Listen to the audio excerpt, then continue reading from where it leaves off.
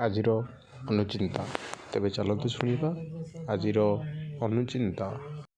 ଜୀବନର ରାସ୍ତାରେ ସେ ପର୍ଯ୍ୟନ୍ତ ଚାଲିବା ଛାଡ଼ନ୍ତୁ ନାହିଁ ଯେ ପର୍ଯ୍ୟନ୍ତ ଆପଣଙ୍କ ନିର୍ଦ୍ଧାରିତ ଲକ୍ଷ୍ୟସ୍ଥଳରେ ନ ପହଞ୍ଚିଛନ୍ତି।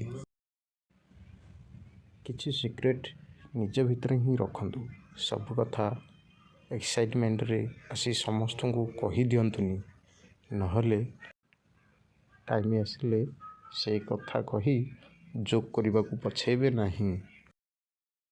ନିଜ ସ୍ୱପ୍ନକୁ ସାକାର କରିବା ବାଟରେ ନିଜ ଜୀବନର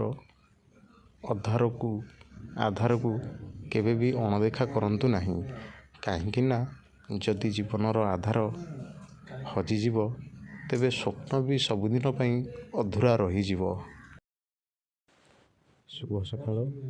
ଦିନଟି ଆପଣଙ୍କ ପାଇଁ ମଙ୍ଗଳମୟ ହେଉ। ଜୟ ଜଗନ୍ନାଥ। ଯଦି ଆପଣଙ୍କ ମନକୁ ଆମର ଅନୁଚିନ୍ତା ଭଲ ଲାଗିଥାଏ ତାହେଲେ ଲାଇକ୍, ସେୟାର, ସବସ୍କ୍ରାଇବ୍ କରିବାକୁ ଭୁଲିବେ ନାହିଁ। ରହୁଛି। ନମସ୍କାର।